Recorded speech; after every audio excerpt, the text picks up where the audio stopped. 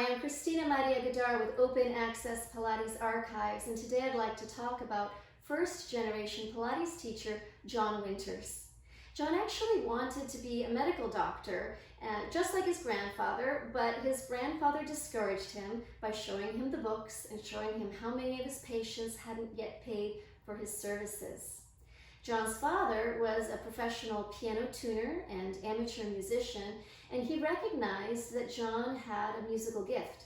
John had started playing the piano at a young age, and when he was tall enough to reach the pedals of an organ, he fell in love with the instrument. At age 17, he moved to Long Island, where he lived with his aunts, and he would go into New York City to play the organ at the end of features in the theaters. At the end of the feature, the organ, the pipe organ, would rise from the theater floor, and he could play popular music that the audience could sing along to. He later on went on to play the organ for TV shows and soap operas.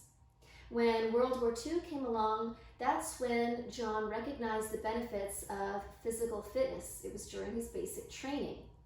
And when he was out of the army, he wanted to lose some weight. He tried regular gyms without success, and then someone told him about Joseph Pilates. So he went to Joe and Clara, and he fell in love with the method.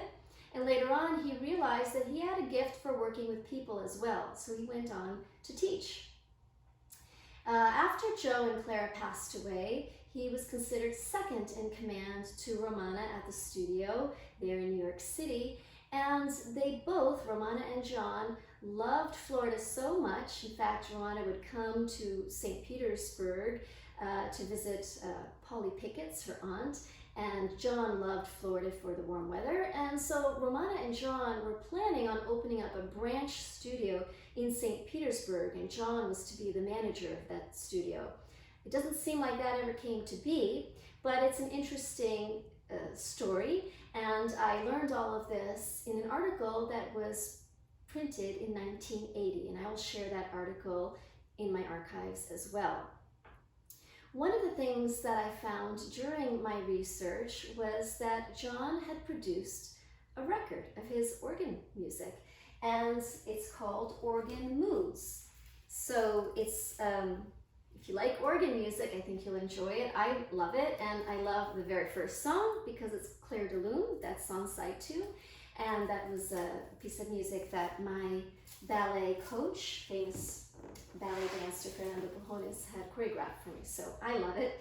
And then I thought this was a second record because it has a different name. Instead of Organ Moods, it's called Organ Reveries, but it's actually the same musical selection. However, I think it's really nice to know that, like Naja Corey, who left behind her creation of Mini Springs or the Contourier System, and Bruce King and Carola Trier, who wrote books, it's nice to know that John also has something, a little bit of his legacy, even if it's not necessarily something in Pilates. It's really wonderful to recognize our Pilates teachers that came before us, and just to appreciate all the gifts that they had to give.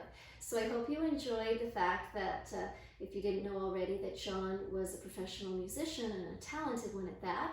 And go ahead and look for Organ Moods anywhere on the internet. I'm sure you'll find some copies and enjoy listening to his record. Thank you.